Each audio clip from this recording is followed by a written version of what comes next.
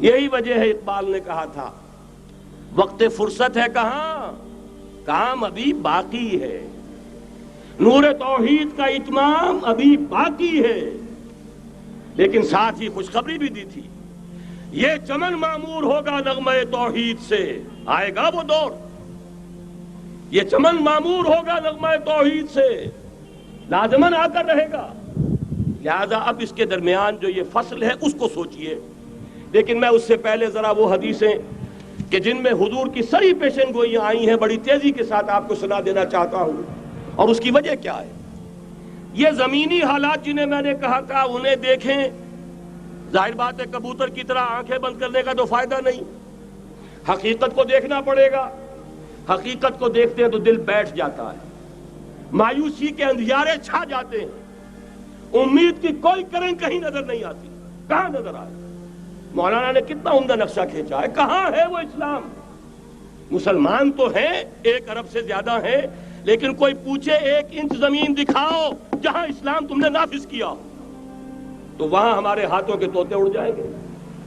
نتیجہ یہ ہے کہ حالات تو زمینی جو ہے وہ ہے مایوس کن۔ اس میں ظاہر بات ہے کہ امید کا دامن تھامنے کے لیے ہمیں کوئی چیز چاہیے، اور وہ چیز ہے جو محمد عربی صلی اللہ علیہ وسلم اپنی خوشخبریوں کی شکل میں دے کر گئے۔ آپ نے اپنے دور سے لے کر قیامت تک 5 دور گنوا دیے۔ تکون النبوۃ فیکم ما شاء اللہ ان تکون ثم یرفع اللہ اذا شاء یرفعها ثم تکون خلافۃ علی منہاج النبوۃ ثم تکون ملکا عاضا ثم تکون ملکا جبریا ثم تکون خلافۃ علی منہاج النبوۃ۔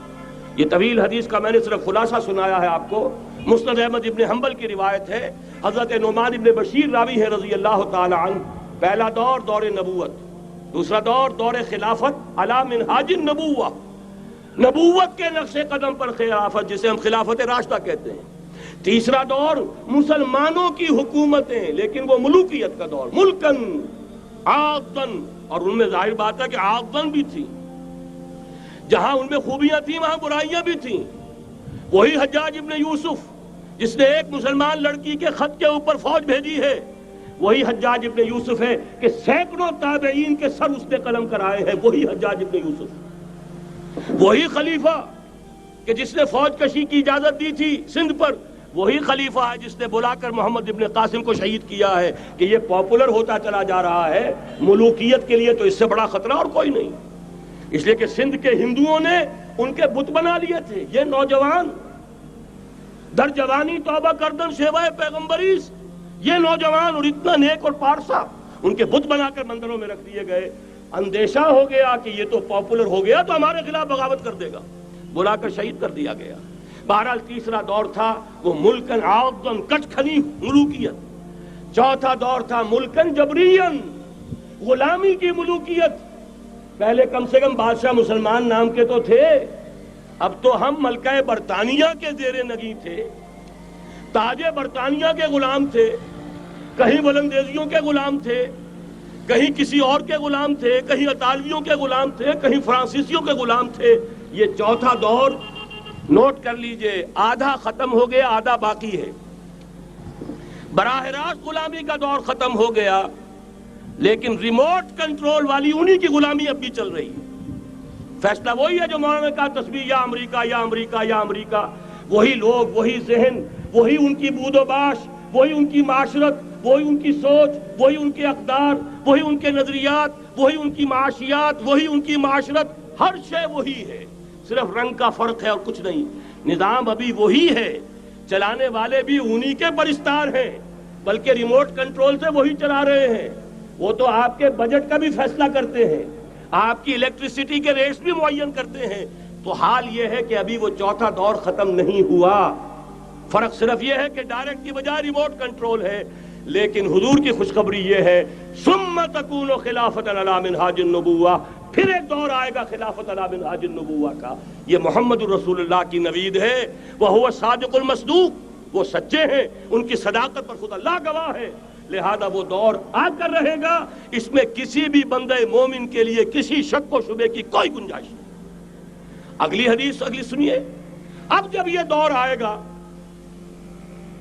تو عالمی ہوگا، جیو ورلڈ آرڈر نہیں ہوگا، جسٹ ورلڈ آرڈر ہوگا۔ یہ نیو ورلڈ آرڈر NWO حقیقت میں جیو ورلڈ آرڈر ہے JWO، لیکن اسی کو بدلنا ہے جسٹ ورلڈ آرڈر آف اسلام، اور وہ گلوبل ہوگا۔ دو حدیثوں کا تذکرہ کر دوں۔ حضرت ثوبان حضور کے ایک آزاد شدہ غلام تھے، وہ روایت کرتے ہیں، مسلم شریف کی روایت ہے، یہ صحیحین میں فرماتے ہیں کہ حضور نے ارشاد فرمایا، ان اللہ زوالی الارض فرأیت مشارقها ومغاربها وان امتی سیبلغ ملکها ما زوی لی منها، رواہ مسلم رحمہ اللہ۔ حضور فرماتے ہیں اللہ تعالیٰ نے میرے لیے پوری زمین کو لپیٹ دیا، یہاں تک کہ میں نے اس کے سارے مشرق دیکھ لیے، سارے مغرب دیکھ لیے، اور سن لو مجھ سے، ٹیک اٹ فرام می، میری امت کی حکومت ان تمام علاقوں پر قائم ہو کر رہے گی جو مجھے زمین کو لپیٹ کر اور سکیڑ کر دکھا دیے گئے۔ گلوبل ہوگی کہ نہیں؟ دوسری حدیث سنیے، یہ پھر مسند احمد ابن حنبل کی ہے۔ حضرت مقداد ابن الاسود رضی اللہ تعالی عنہ فرماتے ہیں، حضور نے فرمایا، لا يبقى على ظهر الارض بيت وبر ولا مدر الا ادخله الله كلمة الاسلام بعز عزيز وذل ذليل، اما يعزهم الله فيجعلهم من اهلها او يذلهم فيدونون لها۔ یہ ہے حدیث مسند احمد ابن حنبل کی۔ اور حضرت مقداد فرماتے پھر میں نے کہا اچھا تب تو ہو جائے گی وہی بات، وَيَكُونَ الدِّينُ كُلُّهُ لِلَّهِ، دین کل کا کل اللہ کے لیے ہو جائے گا۔ حدیث کا ترجمہ یہ ہے کہ حضور نے فرمایا، روئے زمین پر نہ کوئی اینٹ گارے کا بنا ہوا گھر رہے گا، نہ کوئی اونٹ کے بالوں کے بنے ہوئے کمبلوں کا خیمہ رہے گا جس میں اللہ تعالیٰ کلمہ اسلام کو داخل نہ کر دے۔ لیکن یہ داخلہ دو طریقے سے ہوگا، بعز عزیز و ذل ذلیل، یا صاحب عزت کے اعزاز کے ساتھ، یا کسی مغلوب کی مغلوبیت کے ساتھ، یعنی یا تو اللہ تعالیٰ ان کا اعزاز فرمائے گا اور وہ کلمہ اسلام کے خود قائل ہو جائیں گے۔ جب گھر والا خیمے والا اسلام لے آئے گا تو اسلام اس کے گھر میں داخل ہوگا، اس کو بھی عزت نصیب ہوگی۔ وَلِلَّهِ الْعِزَّةُ وَلِرَسُولِهِ وَلِلْمُؤْمِنِينَ، عزت تو حق ہے اللہ کا، اس کے رسول کا اور اہل ایمان کا۔ اور اگر وہ اسلام قبول نہیں کرے گا تو یؤتُ الْجِزْیَةَ عَنْ یَدٍ وَهُمْ صَاغِرُونَ، چھوٹے ہو کر رہنا پڑے گا، جزیہ دینا ہوگا، اسلام کی بالادستی قبول کرنی ہوگی۔ بتائیے اس کے بعد بھی کوئی شک ہے؟ یہ ہے آسمانی نقشہ۔